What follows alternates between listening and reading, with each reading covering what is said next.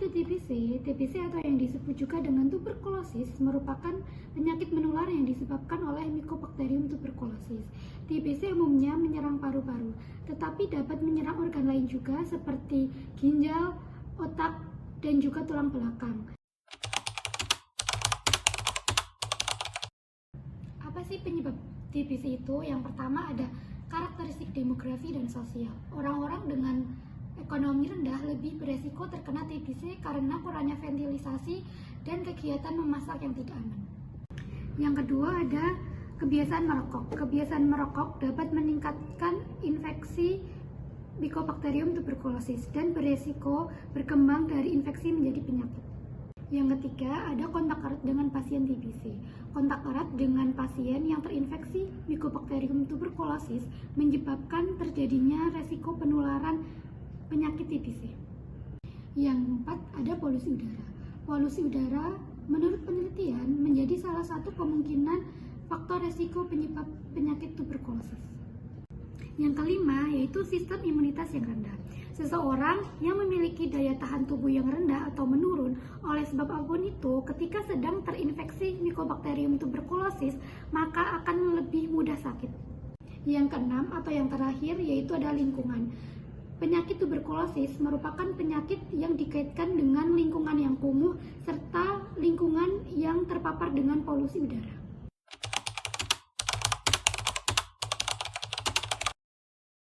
Apa saja sih klasifikasi TBC? Yang pertama berdasarkan lokasi infeksi. Yang pertama itu TB paru, infeksi yang terjadi pada perkemian paru. TB ekstra paru, infeksi yang terjadi pada organ selain paru seperti pleura, kelenjar limfatik, abdomen, dan saluran kemih. Berdasarkan hasil pemeriksaan, TB terkonfirmasi bakteriologis pasien dengan bukti infeksi Mycobacterium tuberculosis berdasarkan pemeriksaan bakteriologis seperti hasil cepat positif. TB klinis, pasien yang tidak memenuhi kriteria terkonfirmasi bakteriologis tetapi berdasarkan bukti klinis dan penunjang lainnya. Yang ketiga, berdasarkan riwayat pengobatan. Kategori pertama ditunjukkan untuk pasien baru dengan TB paru BTA positif, TB paru BTA negatif dengan foto rongsen mendukung atau TB ekstra paru. Kategori kedua untuk pasien yang menjalani pengobatan TB sebelumnya seperti kasus kambuh, gagal pengobatan atau putus berobat. Kategori 3 untuk pasien dengan TB paru BTA negatif yang tidak parah dan TB ekstra paru yang tidak parah. Yang keempat, berdasarkan ketahanan terhadap obat. TB sensitif obat, TB yang masih responsif terhadap obat anti-TB lini pertama. TB resistan, TB yang resistan terhadap suatu atau lebih obat anti-TB lini pertama. TB monoresistan, resistan terhadap suatu jenis obat anti-TB lini pertama. Obat poliresistan, resistan terhadap lebih dari satu obat anti-TB lini pertama, tetapi tidak memenuhi kriteria TB MDR. TB MDR, resistan terhadap dua obat penting, insomniat dan rifampicin. TB EDR, resistan terhadap beberapa obat TB lanjutan.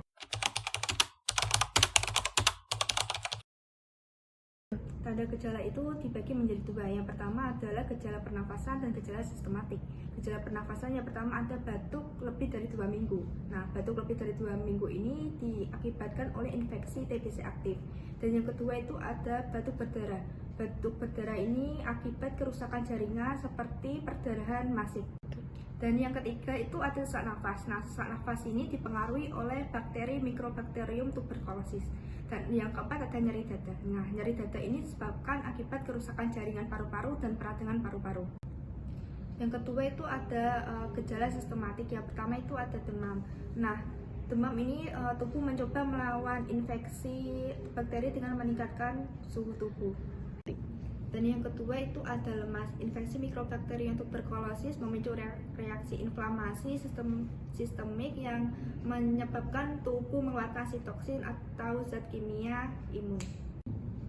Yang ketiga itu ada berkeringat di malam hari. Nah, tubuh menghasilkan respon imun terhadap bakteri TBC yang disertai dengan peradangan dan pelepasan zat kimia seperti sitoksin.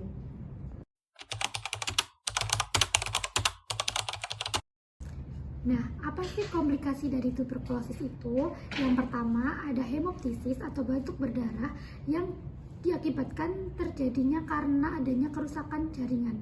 Yang kedua ada pneumotoraks, terjadi karena adanya robekan pada paru-paru sehingga menyebabkan kebocoran udara ke rongga paru. Yang ketiga ada bronkiolitis, merupakan kerusakan yang terjadi akibat penumpukan lendir kronis. Yang keempat ada efusi pleura, terjadi karena penumpukan cairan di rongga paru-paru.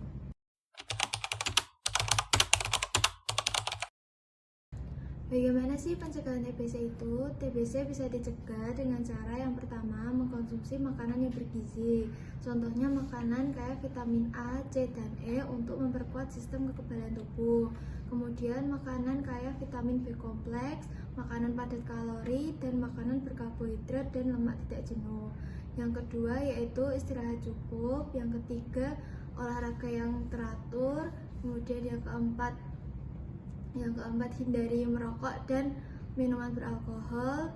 Yang kelima menghindari stres. Yang keenam menggunakan masker terutama saat beraktivitas di luar ruangan.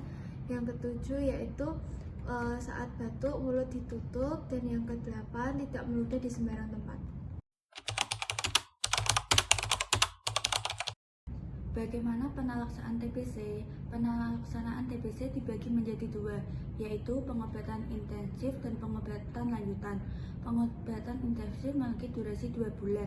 Obat yang diminum, obat antituberkulosis lini pertama, isoniazid, rifampicin, piraminamid, ethambutol, streptomycin.